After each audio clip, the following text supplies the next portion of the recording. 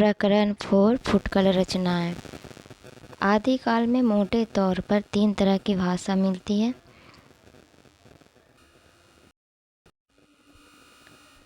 प्रकृति की रूढ़ियों से बहुत कुछ बद्ध भाषा अपभ्रंश है। इसके भी 3 रूप मिलते हैं। इसके 3 रूप ये रहे: प्रचलित काव्य भाषा, सिद्ध सधुक्कड़ी जो कि नाथ का है, सारंगधर विद्यापति की बोली अपभ्रंश का है। प्रकृति की रूढ़ियों से बहुत कुछ मुक्त भाषा, देश भाषा। इसके भी 2 रूप है, पिंगल और डिंगल। प्रकृति की रूढ़ियों से लगभग मुक्त भाषा विद्यापति पदावली और खुसरो की पहेलियाँ आदि इसके उदाहरण हैं। देश भाषा पर भाषा संबंधी पुरानी रूढ़ियों का प्रभाव लक्षित करते हुए शुक्ल जी ने लिखा है, जैसे पुराना चावल ही बड़े आदमियों के खाने योग्य समझा जाता है, वैसे ही अपने समय से कुछ पीछे की पुरानी पड़ी हुई परंपरा के गौरव से युक्त भाषा ही पुस्तक रचने वाले व्यवहार योग्य समझी जाती है। और ये पूछा भी गया है जून 2019 में, तो ध्यान रखना है। विद्यापति ने अपनी पदावली और अमीर खुसरो ने अपनी विभिन्न रचनाओं में जनता की बहुत कुछ असली बोलचाल और उसके बीच कहे सुने वाले पदों की भाषा के बहुत कुछ असली रूप का प्रयोग किया है। खुसरो ने पश्चिम और विद्यापति ने पूर्व की भाषा का प्रयोग किया है। ये देखिए मैंने हाईलाइट कर दिया। खुसरो ने पश्चिम और विद्यापति ने पूर्व की भाषा का प्रयोग किया। अब आते हैं अमीर खुसरो पर, ठीक है। ये फारसी के बहुत अच्छे ग्रंथकार और अपने समय के नामी कवि थे। बड़े विनोदी, मिलनसार और सहृदय थे। इसी से जनता के सब बातों में पूरा योग देना चाहते थे। इनकी पहेलियाँ मुकरियाँ प्रसिद्ध हैं। इनमें उक्ति वैचित्र की प्रधानता है। यद्यपि रसीले गीत और दोहे भी इन्होंने कहे हैं।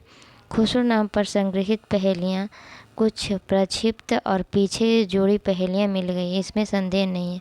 उदाहरण: हुक्के वाली पहेली। हुक्का व तंबाकू खुसरो के बहुत बाद जहांगीर के समय प्रचारित हुआ था।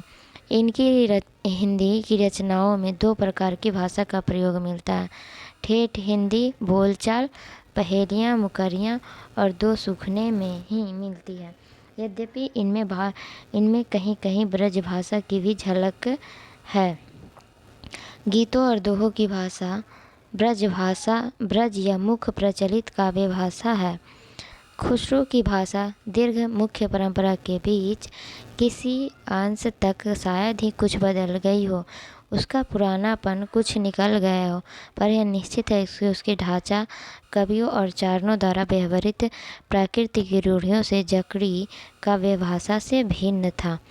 कबीर की अपेक्षा खुसरो का ध्यान बोलचाल की भाषा की ओर अधिक था। कबीर की अपेक्षा खुसरो की बोलचाल का ध्यान बोलचाल की भाषा की ओर अधिक था। उसी प्रकार जैसे अंग्रेजों का ध्यान बोलचाल की भाषा की ओर अधिक रहता था। खुसरो का लक्ष्य जनता का मनोरंजन था, पर कबीर धर्मोपदेशक थे, अतः उनकी बानी पोथियों की भाषा का सहारा कुछ न कुछ खुसरो की अपेक्षा अधिक लिए हुए है। विद्यापति, देखते हैं विद्यापति के 3 भाषाओं में काव्य की रचना: संस्कृत, अपभ्रंश और देश भाषा। विद्यापति ने 3 भाषाओं में काव्य रचना की: संस्कृत, अपभ्रंश और देश भाषा। पर जिसकी रचना के कारण ये मैथिल कोकी कहलाए वह उनकी पदावली है। मतलब मैथिल कोकिल किसके कारण कहलाए हैं? तो पदावली के कारण। पदावली में अपने समय के प्रचलित मैथिली भाषा का प्रयोग किया है। सर जॉर्ज ग्रियर्सन ने बिहारी और मैथिली को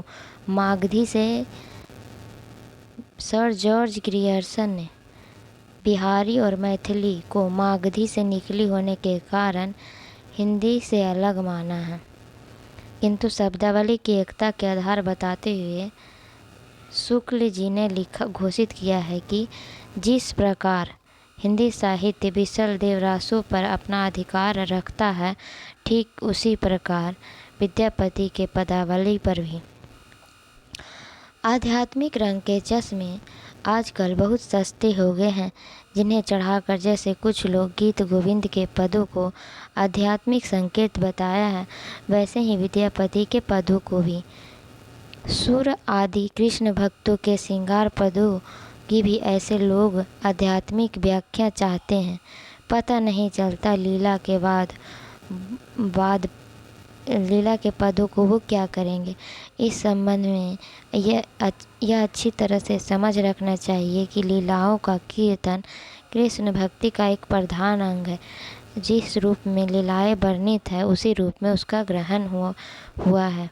इस लीलाओं का दूसरा अर्थ निकालने की आवश्यकता नहीं है। इसको मैंने इसलिए हाईलाइट करके रखा है क्योंकि ये इम्पॉर्टेंट है।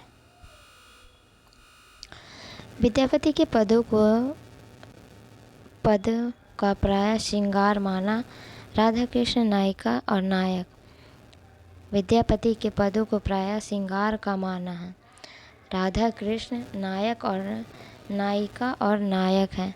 जयदेव के गीत काव्य के अनुकरण पर इनकी रचना की संभावना व्यक्त की और इनके माधुर्य अद्भुत माना। विद्यापति को शैव माना। विद्यापति कृष्ण भक्त की परंपरा में ना समझना चाहिए। विद्यापति को कृष्ण भक्तों की परंपरा में ना समझना चाहिए। शुक्ल जी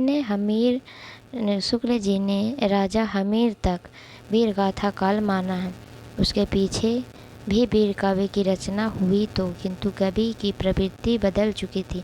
इसे लक्ष्य करते हुए शुक्ल जी ने लिखा है। हिंदी साहित्य के इतिहास की एक विशेषता यह भी रही कि एक विशिष्ट काल में किसी रूप की जो काव्य सारता वेग से प्रवाहित हुई, वह यद्यपि आगे चलकर मंद गति बहने लगी, पर 900 वर्षों तक हिंदी साहित्य के इतिहास में हम उसे कभी सर्वथा सुखी नहीं पाते।